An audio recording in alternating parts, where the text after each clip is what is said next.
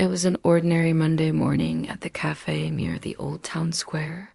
The aroma of roasted coffee beans filled the air, mixing with the soft hum of conversations and clinking cups. Ayaan, a freelance photographer, sat by the window, editing pictures from his recent trip. He liked the corner seat, quiet, warm, and perfectly lit by the morning sun. That's when she walked in.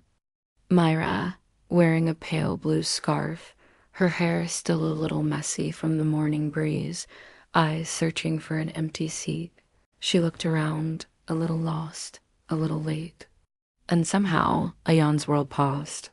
Their eyes met for a brief second, just enough for something small, quiet, and undeniable to spark between them. The next morning, she came again. Same time, same blue scarf.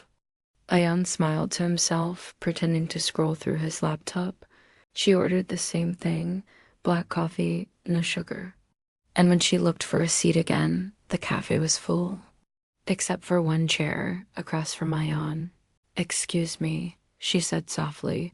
"Mind if I sit here?" "Please," Ayaan replied, trying to sound casual, though his heart was racing. They didn't talk much that first day. Just a few polite smiles, a few glances between sips of coffee.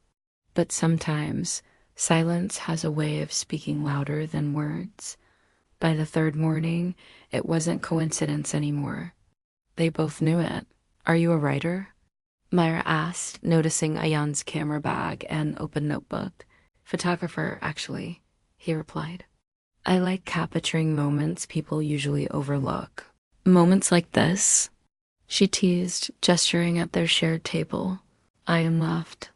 "Exactly like this." And that's how it began, with easy smiles and conversations that flowed effortlessly.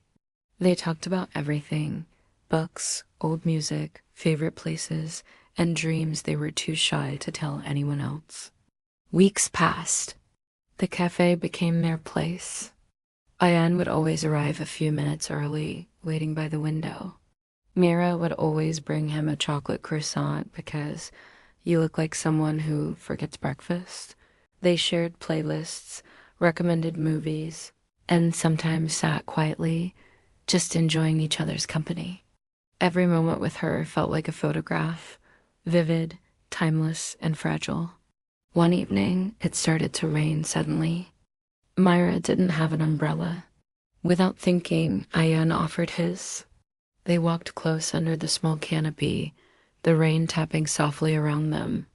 Neither spoke much, but every drop that fell seemed to draw them closer. Then one morning she didn't come, nor the next day, nor the one after. The cafe felt emptier than usual. Ayaan kept sitting by the window, staring at the door that no longer opened for her. He didn't know her number, didn't know where she lived.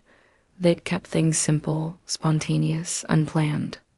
Until one Sunday afternoon, he saw her again, across the street, carrying groceries, her scarf fluttering in the wind. "Myra," he called out. She turned, surprised, and smiled that same shy smile he'd missed. She told him she had gone to visit her parents, far away from the city. She hadn't realized how much she did miss him until she walked into the same cafe back home and found no one waiting by the window. "Strange," she said, looking into his eyes. "I used to think love stories only happen in movies, but I think ours started with coffee." Ayaan smiled. "And maybe it'll never end, just different cups, same feeling. From that day, things changed." They didn't label what they had, didn't rush it. Some days they met at the cafe, other days at the park or on quiet photo walks. There was laughter, teasing, arguments about movies, long silences that somehow felt like music. Their connection wasn't built on big gestures, it lived in the little things. The way she tucked her hair behind her ear, the way he looked at her when she wasn't noticing. They both knew something had shifted, something rare.